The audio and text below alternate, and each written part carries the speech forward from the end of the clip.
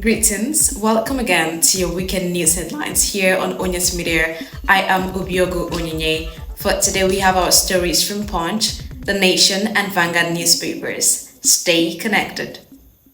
The Russian government has said that it is keeping a close watch on developments in Nigeria following a statement by United States President Donald Trump suggesting potential American military action in the country. President Bola Ahmed Tinubu has called on Nigeria's international allies to stand firmly with the country as his administration amplifies its campaign against terrorism and other forms of violent criminality threatening national peace and development. The African Union Commission has reaffirmed its commitment to Nigeria's sovereignty, religious freedom, and the rule of law in response to recent statements by the United States suggesting Nigerian complicity in attacks against Christians and threatening possible military action. The Commission emphasized the importance of diplomacy and constructive engagement over military threat. President Bola Tinubu met with the Sultan of Sokoto, His Eminence Muhammad Abubakar, on Friday at the presidential villa in Abuja. The meeting, which took place in the first floor office of the president, was said to be part of wide consultations President Tinubu is having with religious and traditional leaders in the wake of the United States President Donald Trump describing Nigeria as a country of religious persecution and human rights abuses. The Nigerian Medical Association Federal Capital Territory has appealed to security agencies to step up efforts to secure the release of Chinonye Nwachukwu. The NMAFCT chairman Emeka Ayogo made the appeal at a news conference on Friday in Abuja. Countries agreed on Friday to phase out the use of mercury-based dental amalgams in tooth fillings by 2034, and a move that will change how dentistry is done around the world.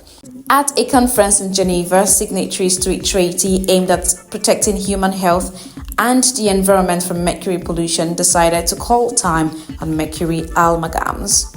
Moving on, ahead of the Anambra State governorship election on Saturday, the Nigeria Security and Civil Defense Corps has assured residents of maximum security and reaffirmed its mandate to protect critical national assets and infrastructure throughout the electoral process.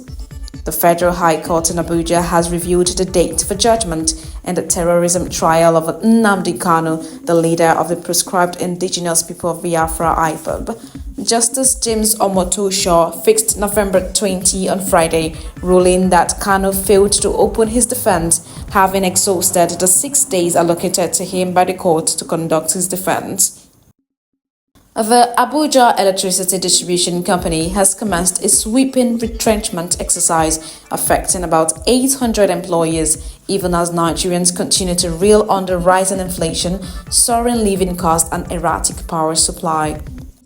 The Senate has dismissed allegations that it collected a $10 million bribe to halt the screening and confirmation of President Bola Tinubu's nominee for the position of Chief Executive Officer of the Nigerian Electricity Regulatory Commission, Mr. Abdullahi Garba Ramat. Lastly, the 2026 Grammy nominations have been revealed, presenting a star-studded lineup of artists, albums, and songs competing for honors at the 68th annual ceremony, scheduled for Sunday, February 1, 2026 at the Crypto.com Arena in Los Angeles. The event will celebrate recordings released between August 31, 2024 and August 30, 2025. And that's all for today. Thank you very much for being a part of this broadcast. Once again, I am Obiogu Onyinye and this is Onyas Media. Have a peaceful Saturday.